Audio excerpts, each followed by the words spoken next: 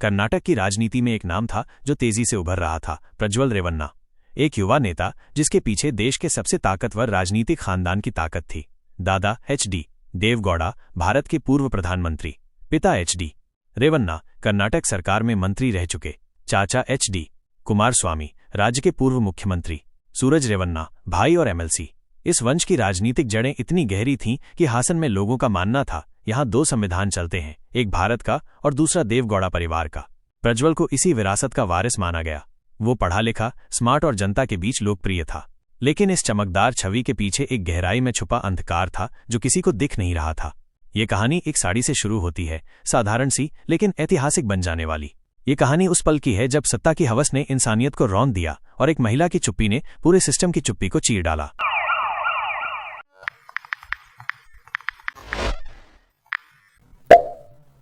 साल 2021 का लॉकडाउन, जब पूरा देश अपने घरों में बंद था। बाहर सन्नाटा और अंदर डर। कर्नाटक के हासन जिले में रेवन्ना परिवार के फार्म हाउस में एक मेड काम कर रही थी। उम्र थी 48 साल। हर रोज झाड़ू, पोछा, बर्तन, सफाई, एक रूटीन जिंदगी। लेकिन एक दिन सब बदल गया। प्रज्वल ने उसे कमरे में पानी लाने के लिए बुलाया। वो जैसे ही अंदर गई, दरवाजा बंद हो गया। कमरे की खामोशी अचानक हैवानियत की चीख में बदल गई। प्रज्वल ने जबरन उसके साथ किया और इस घिनौने कृत्य का वीडियो भी बना लिया। बाद में धमकी दी गई, अगर किसी को बताया तो वीडियो सबके सामने आ जाएगा। महिला डर गई, लेकिन उसने उस दिन की साड़ी संभाल कर रख ली। वही साड़ी जो बाद में सबसे बड़ा सबूत बनेगी। कुछ हफ्तों बाद वही महिला रेवन्ना परिवार के बेंगलुरु स्थित आलीशान घर में सफाई के लिए भेजी गई। ये बसवनगुड़ी इलाका था जहां बड़े लोग रहते हैं, बड़ी दीवारों के पीछे बड़े राज पलते हैं। वहां भी वही कहानी दोहराई गई। प्रज्वल ने फिर उसे बुलाया, दरवाजा बंद किया और दोबारा। इस बार भी वीडियो रिकॉर्ड हुआ, धमकियां दी गईं। लगातार होते इन अपराधों से महिला अंदर ही अंदर टूट रही थी। डर ने उसे चुप रखा, लेकिन आत्मा को जिंदा रहने की वजह उस साड़ी ने दी। उस साड़ी को उसने ऐसे संभाल कर रखा जैसे कोई माँ अपने बच्चे की आखिरी निशानी को संभालती है। 24 अप्रैल 2024 की सुबह हासन के एक स्टेडियम में लोग दौड़ रहे थे, लेकिन किसी को पता नहीं था कि वहां की ट्रैक पर एक भूचाल छिपा हुआ है। दर्जनों पेन ड्राइव अचानक बरामद होती हैं। इन्हें खोलते ही जांच एजेंसियों के होश उड़ जाते हैं। करीब 3000 क्लिप्स और हजारों फोटोज। इनमें से कई वीडियो में प्रज्वल रेवन्ना नजर आता है, कभी चेहरा साफ, कभी पीठ, लेकिन हर बार हैवानियत साफ। एसआईटी गठित होती है और जांच शुरू होती है। 50 महिलाएं सामने आती हैं। 12 महिलाएं कहती हैं कि उनके साथ हुआ है। 4 केस दर्ज होते हैं।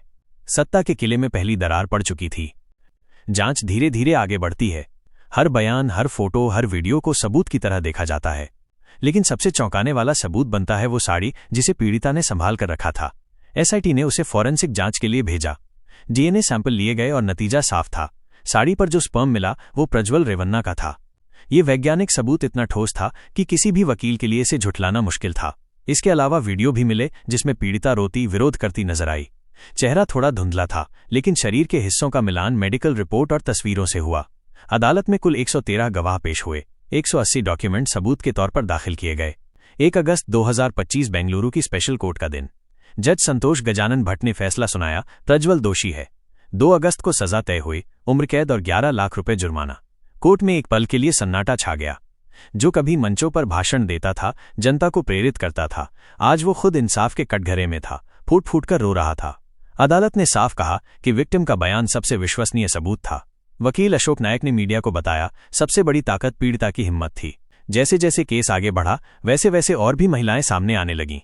विक्टिम की मां ने बताया कि रेवन्ना परिवार ने सिर्फ उसकी बेटी ही नहीं, बल्कि उसे भी शोषण का शिकार बनाया। उसने बताया कि जब वो रेवन्ना के घर काम करती थी, तब एच.डी. रेवन्ना अक्सर उसे स्टोर रूम में बुलाते और अश्लील हरकतें करते।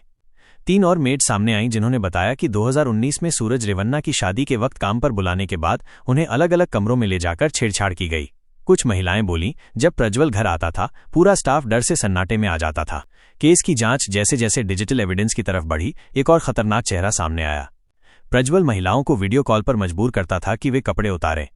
एक महिला ने अदालत में बताया कि वो उसकी मां के फोन पर कॉल करता और कहता कि बेटी को वीडियो कॉल पर लाओ, अगर नहीं लाई तो तुम्हारा पति बर्बाद हो जाएगा, नौकरी चली जाएगी। धमकियों का ये सिलसिला महीनों नहीं, सालों चला। वीडियो लीक होने का डर, बदनामी का डर, परिवार टूटने का डर, इन सब ने मिलकर दर्जनों महिलाओं की आवाजें दबा दी। जब मामला खुलने लगा और पुलिस ने लुकआउट नोटिस जारी किया, तब प्रज्वल रेवन्ना चुपचाप जर्मनी भाग गया। लेकिन 21 मई 2024 को जैसे ही वो भारत लौटा, बेंगलुरु एयरपोर्ट से उसे गिरफ्तार कर लिया गया।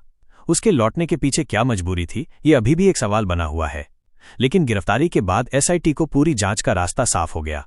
चार्जशीट फाइल हुई और कोर्ट में केस चलने लगा। ये कर्नाटक की राजनीति के लिए एक ऐसा वक्त था जब सत्ता के सबसे ऊंचे सिंहासन पर बैठा चेहरा अपराध के सबसे निचले पायदान पर आ गिरा। कोर्ट ने फैसला सुना दिया, इंसाफ मिला। लेकिन क्या यही अंत है? अभी भी कई वीडियो हैं, कई महिलाएं अब भी सामने नहीं आई हैं।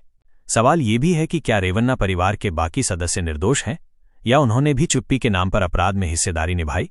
जब एक साड़ी इतनी ताकतवर हो सकती है कि सत्ता को झुका दे, तब समाज को भी पूछना होगा, हम कब तक चुप रहेंगे? ये कहानी सजा के साथ खत्म नहीं होती, ये वहां से शुरू होती है जहां न्याय की लड़ाई ने पहली जीत दर्ज की। अब समय है कि हर पीड़िता बोले, हर अन्याय के खिलाफ आवाज उठे और हर अलमारी से सच बाहर निकले।